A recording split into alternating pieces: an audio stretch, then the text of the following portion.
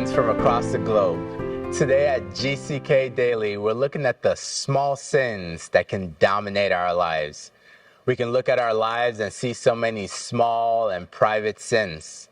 We can see the things we do wrong so many times, again and again and again. And they can overwhelm us with their volume and power and the impact they can have on our lives. So then how do we fight and overcome this? Let's listen now and learn some valuable truths from Pastor Dr. W.F. Kumuyi about the simple forgiveness, salvation, and redemption that's available to us. A small sin. That's what I hear people saying. They say, this is small, I'm not going to commit murder, I'm not going to commit, highway robbery, I'm not going to commit, this great big sin. All I want to do is have this small sin. But you understand, Adam and Eve, you know what brought all that tragedy on them? What brought all the danger, devastation on them? You know what brought all the destruction on them?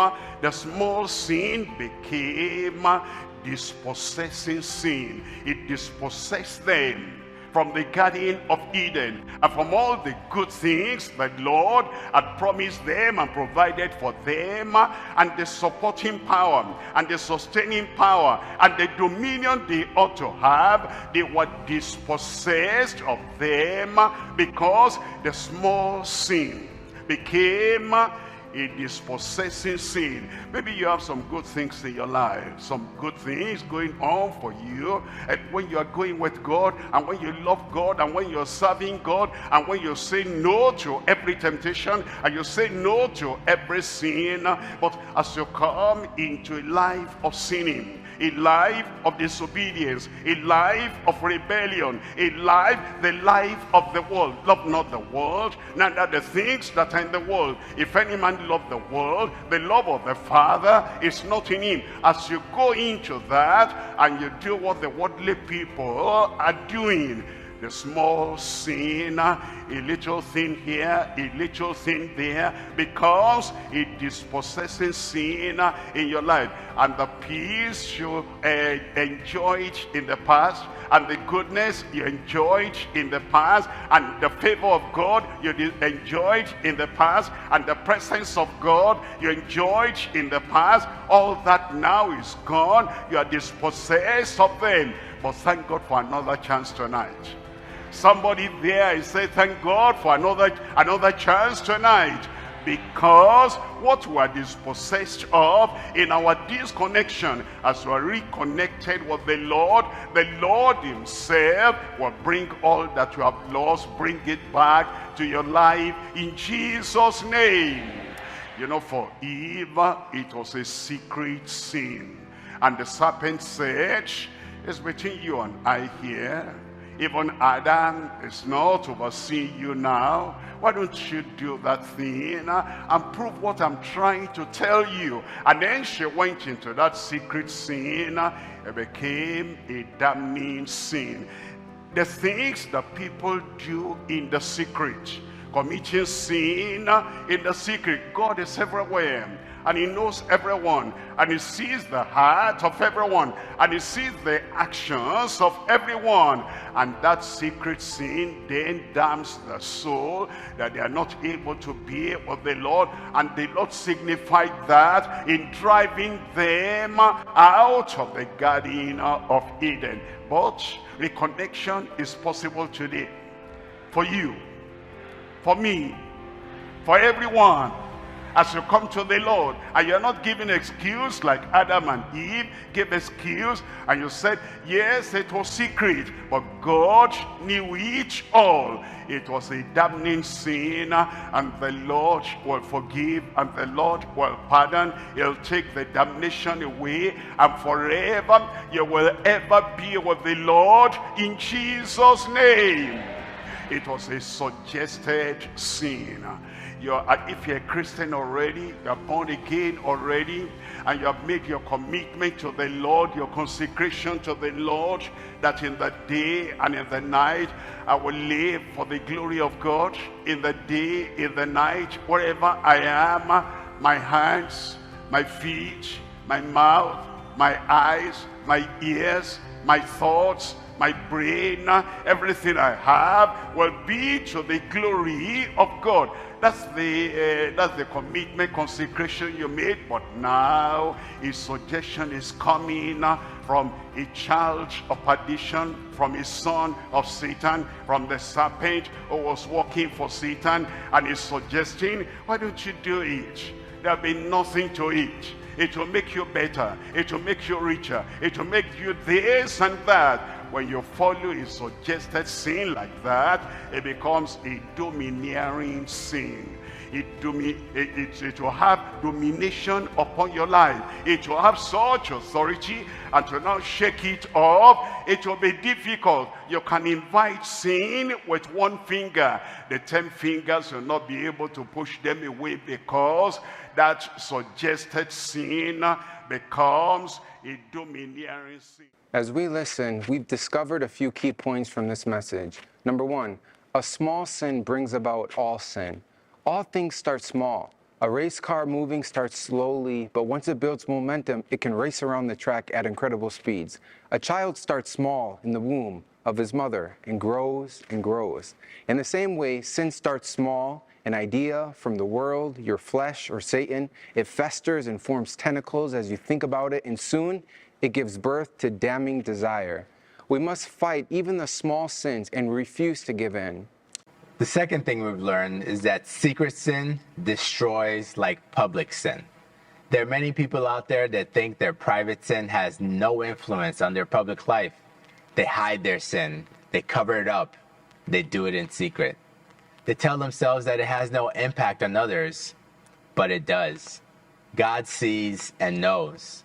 Satan sees and knows. And we see and we know what we've done. Others may not, but they see the results of our sin, and they're influenced by it and impacted by it. Number three, forgiveness reconnects you to the Redeemer. A Redeemer is someone who pays your debts. When one company buys out another, they own the business structure and assets, but they also inherit the liabilities and the debts. They take ownership of the debts and see that they're paid off. And in the same way, Jesus, our Redeemer, pays off our debt of sin and saves us from eternal loss of our souls. We are under the umbrella of his authority and under his provision and protection. That's why the person in Romans chapter 7 cried out and he said, "O wretched man that I am, who shall deliver me from this body of death, from this domineering sin? The things I don't want to do, that's what I do. And the things I want to do, that's what I'm not able to do." And he said, if I do that which I don't want to do, and I cannot do that which I ought to do, it is no more I, but sin that dwelleth in me. It became a domineering sin. And the people who commit similar sins today, that they know the way of truth, they know the path of righteousness, and then the serpent comes, or the devil comes, or the neighbors come, or backsliders come, and they try to convince them, why do you think that is wrong? Why do you think we shouldn't do that? I've been doing it, and you know, everything appears all right. That's a liar. If you are sinning against God, everything is not all right.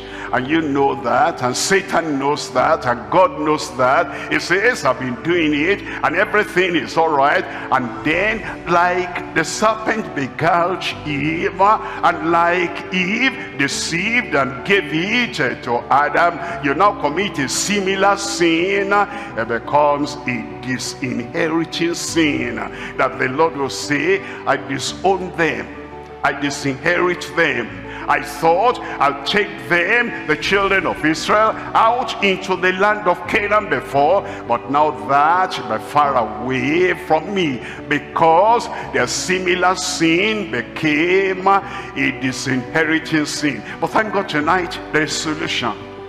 I say thank God tonight there is solution.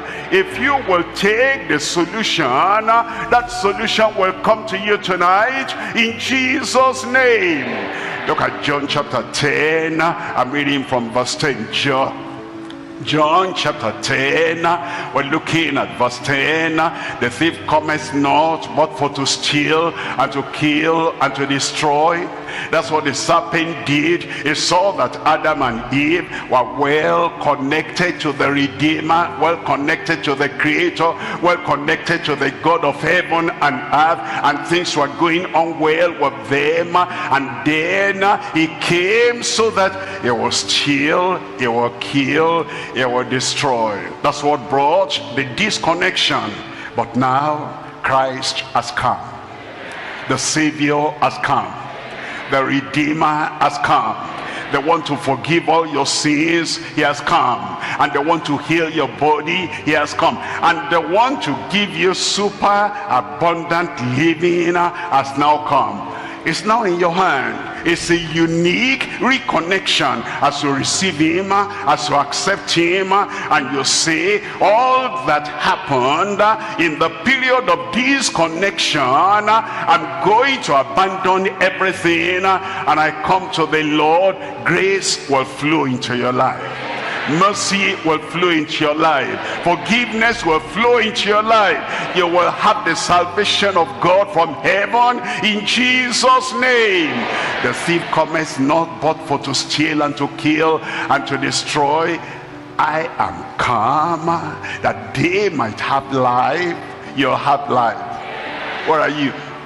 You'll have life in Jesus' name. I am come. That's why he came. He came to make reconnection with the everlasting God. And when he makes reconnection with the ever-living God, eternal life, everlasting life will come in your life in Jesus' name. I am come that they may have life. Let me read it properly for you there. Christ has come that you may have life. That you may have life. That you may have life. And have it, tell me. And have it, tell me out aloud. If you want that tonight, it's available. Salvation available. Forgiveness available. Conversion available. Peace of heart available. And then healing for your body. He will so heal you and take away all those infirmities as Adam and Eve were before sin came in. Your blind eyes will open.